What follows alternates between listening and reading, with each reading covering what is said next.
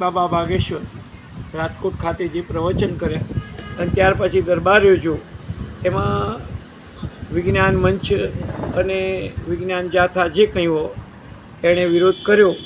પણ સનાતન ધર્મ માટે આવું જરૂરી બી છે. હા, કદાચ કોઈ ધૂણે તો એક માસ હિસ્ટ્રીયા કહેવાય, એટેન્શન સિકિંગ બિહેવિયર કહેવાય. એ વિશે મેં ચર્ચા વિગતે કોમેન્ટ લખી છે, ફેસબુકમાં કંઈક લખતો રહ્યો છું. પણ આ બાબતમાં બધા ધર્મોમાં આવું અંધશ્રદ્ધા વગેરે ચાલતું હોય છે. પણ મોટાભાગે રાજકીય ઓથ આપીને સામાન્ય રીતે સનાતન ધર્મને જ વધારે પડતો બદનામ કરવામાં આવે છે. એ અયોગ્ય છે.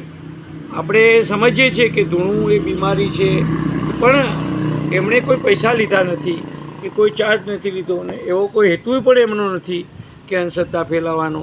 પણ આવી આપણી પ્રજા ઇમોશનલ છે અને ઇમોશનલ થઈ જાય તો એ બની શકે. કોઈ બી આજે નવરાત્રિમાં પણ લોકો ધૂણવા મળે છે, કોઈ રાંદલ તેડાવે ત્યારે ધૂણે છે, કોઈ એવા ધાર્મિક અન્ય કાર્યક્રમો હોય છે, માંડવા હોય છે માતાજીના તો ધૂણે છે.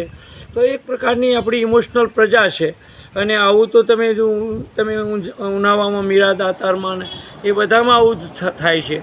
ઘણી જગ્યાએ બધા ધર્મોમાં પણ આવું થાય છે, વટાળ પ્રવૃત્તિ થાય છે.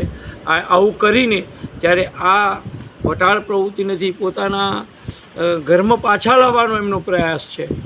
અને આવા જેહાદો થતા હોય, એવું બધું થતું હોય, એવો અટકાવવાનો એમનો પ્રયાસ છે. છતાં જરૂર એમને સૂચન મોકલીશું અને હવે પછી એ કાળજી પણ રાખે બાગેશ્વર ધામવાળા, એવી ઈચ્છા છે. અમારો હેતુ અંધશ્રદ્ધા ફેલાવવાનો કોઈ હોતો નથી. સાધુ સંતો વિશે જો કોઈ ગંદી ટિપ્પણી કરતો હોય તો એ પણ અયોગ્ય છે.